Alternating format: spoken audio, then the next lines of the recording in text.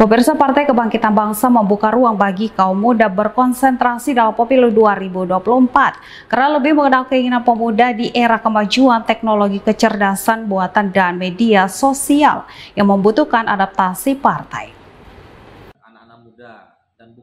Ketua DPW PKB Papua Barat Daya Abdullah Kasam membenarkan kebijakan partai membuka ruang bagi kaum muda berkontestasi politik karena proporsi sebagai pemilih dalam pemilu 2024 lebih besar dibanding pemilih dewasa. Begitu besarnya suara kaum muda yang dibutuhkan dalam pemilu 2024 sehingga Ketua Umum PKB Gus Muhaimin tidak ingin partai yang dibidani kelahirannya oleh Abdul Rahman Wahid atau Gus Dur menjadikan kaum muda sebagai komoditas politik, tetapi memperankan mereka sebagai calon pemimpin masa depan.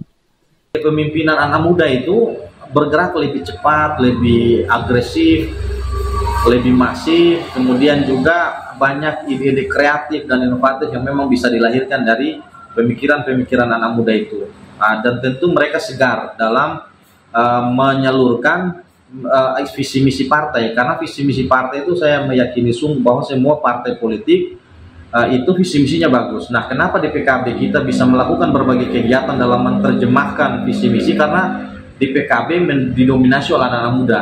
Itu keunggulannya, sehingga kemudian Papua Barat hari ini memang saya betul-betul dalam mengakomodir kepengurusan di partai maupun di badan otonom itu hampir seluruhnya anak muda. Misalnya ini anak muda, Albar Muges ini anak muda dan jabatannya tidak main-main. Jabatannya sekretaris DPW. Nah, kemudian ini semua mereka nih pengurus partai, sehingga dengan anak muda ini, pengurusnya anak muda, maka tentu mereka bisa akan masuk ke ruang-ruang anak muda yang tidak bisa dimasuki oleh orang-orang tua. Nah, anak-anak muda ini bisa masuk, dan itu mereka akan senyawa dengan mereka. Karena mereka mengerti ya? Karena mereka mengerti dan memahami betul tentang apa maunya anak-anak muda. Nah, kalau kita yang muda-muda masuk ke kalangan milenial, itu lebih pas. Itu sebabnya misalnya kalau kita di PKB itu kita ikut apa maunya anak muda. Anak muda maunya Facebook, kita Facebook. Anak muda maunya TikTok, kita TikTok. Anak muda maunya apa saja, kita memahami betul tentang apa yang diinginkan oleh anak-anak muda.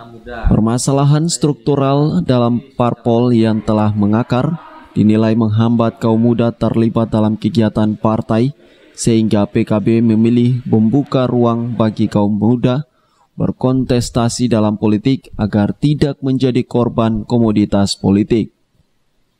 Tim Liputan CWM Channel.